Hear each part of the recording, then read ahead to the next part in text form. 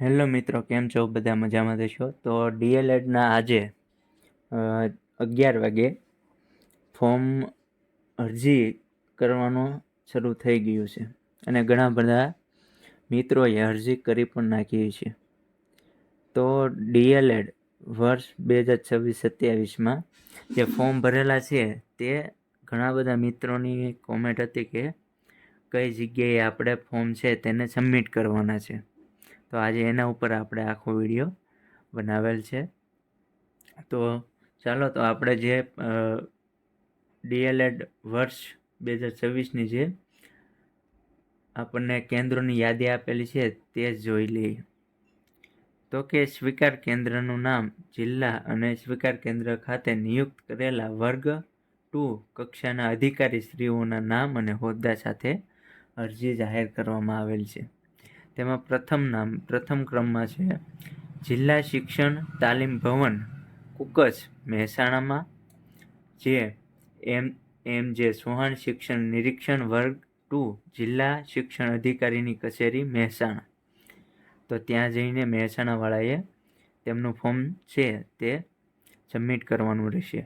ત્યારબાદ ક્રમ નંબર 2 જિલ્લા શિક્ષણ તાલીમ ભવન ખરેડી, સરકારી પીટીસી કોલેજ દેવગઢ, જે દાહોદ જિલ્લામાં ના ઉમેદવાર છે તેમને આ બે જગ્યાએ ફોર્મ છે તે સબમિટ કરવાના રહેશે.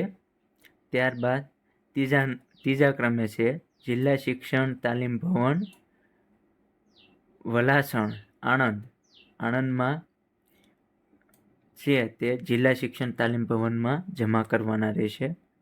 ત્યારબાદ ચોથા ક્રમે છે જિલ્લા શિક્ષણ તાલીમ ભવન અમરેલી, ત્યાં છે તે ફોર્મ સબમિટ કરવાના રહેશે.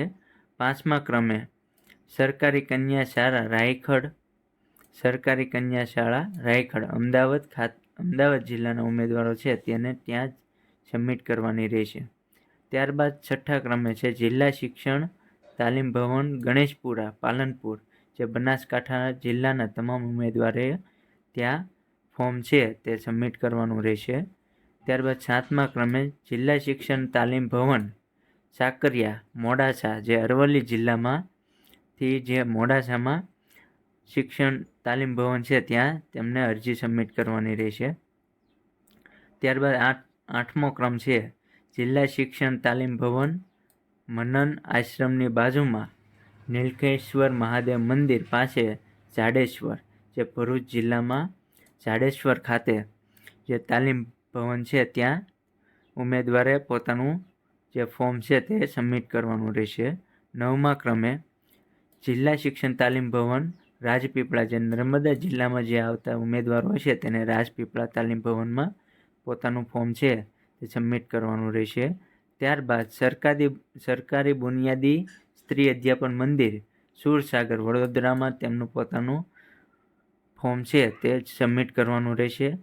જિલ્લા શિક્ષણ ભવન ત્રિકોણબાગ પાસે રાજકોટ, તેમને ત્યાં રાજકોટ જિલ્લાના ઉમેદવારોએ ત્યાં ફોર્મ છે તે સબમિટ કરવાનું રહેશે. 12મા નંબરે જિલ્લા શિક્ષણ તાલીમ ભવન કઠલાલ, જે ખેડા જિલ્લાના ઉમેદવારોએ કઠલાલ જઈને પોતાનું ફોર્મ છે સબમિટ કરવાનું રહેશે. 13મા ક્રમે જિલ્લા શિક્ષણ અને તાલીમ ભવન બોટાદ, જે બોટાદના ઉમેદવારો છે તે ત્યાં જઈને પોતાનું ફોર્મ છે તે સબમિટ કરી શકશે. જિલ્લા શિક્ષણ અને તાલીમ ભવન બસપોર્ટ, જે કચ્છમાં આવેલું છે, ત્યાં જઈને તેઓ પોતાનું ફોર્મ છે તે સબમિટ કરાવી શકશે.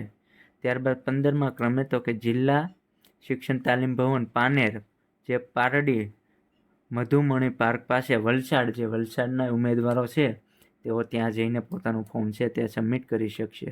ત્યારબાદ 16મા ક્રમે જિલ્લા શિક્ષણ તાલીમ ભવન જુનાગઢ છે, ત્યાં તેઓ પોતાનું ફોર્મ છે તે સબમિટ કરી શકશે.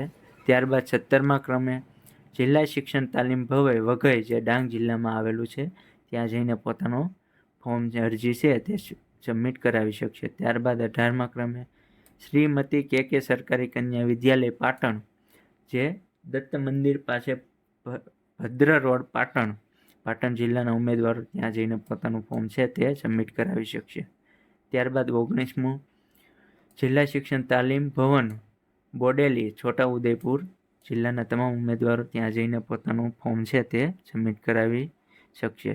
20મું છે જિલ્લા શિક્ષણ તાલીમ ભવન, બંદર રોડ, કન્યા શાળા, તાલુકા પંચાયત વેરાવળ, જે ગીર સોમનાથ જિલ્લામાં વેળાવળ ખાતે તેઓ પોતાનું ફોર્મ છે તે સબમિટ કરાવી શકશે.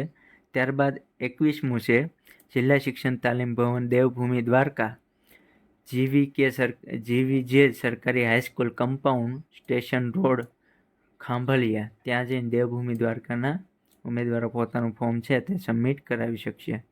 ત્યારબાદ 22મું છે જિલ્લા શિક્ષણ તાલીમ ભવન, તાપી, જે તાપી જિલ્લામાં શિક્ષણ તાલીમ ભવન છે ત્યાં જઈને તેઓ ફોર્મ છે તે સબમિટ કરાવી શકશે. ત્યારબાદ 23મું છે તે જિલ્લા શિક્ષણ તાલીમ ભવન છે સુરેન્દ્રનગર, તે ત્યાં જઈને પોતાનું ફોર્મ છે તે સબમિટ કરાવી શકશે. ત્યારબાદ 24મું છે જિલ્લા શિક્ષણ તાલીમ ભવન, વાયા વર્તેજ રોડ, સિદ્ધર તાલુકો અને જિલ્લો ભાવનગર, તેઓ ત્યાં જઈને પોતાનું ફોર્મ છે તે સબમિટ કરાવી શકશે. ત્યારબાદ 25મું છે જિલ્લા શિક્ષણ તાલીમ ભવન, બીઆરસી ભવન, અંબાલી, જે પંચમહાલમાં તેઓ ગોધરા પંચમહાલના ત્યાં જઈને તેઓ પોતાનું ફોર્મ છે તે સબમિટ કરાવી શકશે. ત્યારબાદ 26મું છે જિલ્લા શિક્ષણ તાલીમ ભવન રોડ, જિલ્લો જામનગર, તેઓ ત્યાં જઈને પોતાનું ફોર્મ છે તે સબમિટ કરાવી શકશે. ત્યારબાદ 27મું જિલ્લા શિક્ષણ અને તાલીમ ભવન, સંતરામપુર, મહીસાગર, જેઓ મહીસાગરના હશે તે બધા લોકોને ત્યાં જઈને પોતાનું ફોર્મ છે તે સબમિટ કરાવવાનું રહેશે. જિલ્લા શિક્ષણ તાલીમ ભવન, વિશાલનગર, ઇટાળવા, નવસારી, ત્યાં જઈને તેઓ પોતાનું ફોર્મ સબમિટ કરાવી શકશે. જિલ્લા શિક્ષણ તાલીમ ભવન સુરત, જેઓ ત્યાં જઈને તેઓ પોતાનું ફોર્મ છે તે સબમિટ કરાવી શકશે. ત્યારબાદ 30મું શ્રી રામબા જિલ્લા શિક્ષણ તાલીમ ભવન, પોરબંદર, તેઓ પોરબંદરના તમામ લોકો છે ત્યાં પોતાનું ફોર્મ સબમિટ કરાવી શકશે. ત્યારબાદ જિલ્લા શિક્ષણ તાલીમ ભવન ઈડર, સાબરકાંઠા, તેઓ ત્યાં જઈને પોતાનું ફોર્મ છે તે સબમિટ કરાવી શકશે.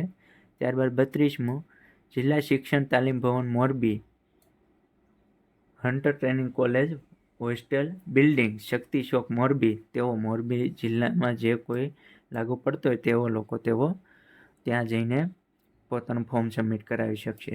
જિલ્લા શિક્ષણ તાલીમ ભવન ગાંધીનગર, તેઓ ત્યાં જઈને પોતાનું ફોર્મ છે સબમિટ કરાવી શકશે.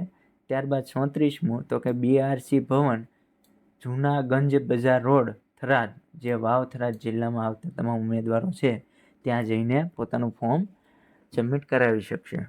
અને બીજી એક મહત્ત્વની વાત એ છે કે કોઈ પણ જિલ્લાના રહેવાસી હોય, તમે કોઈ કામ અર્થે અથવા તો નોકરી અર્થે ક્યાંક બહાર હો અને તમે તે જિલ્લામાં ફોર્મ સબમિટ કરાવવા માગતા હો તો તમે ત્યાં પણ ફોર્મ સબમિટ કરાવી શકો છો.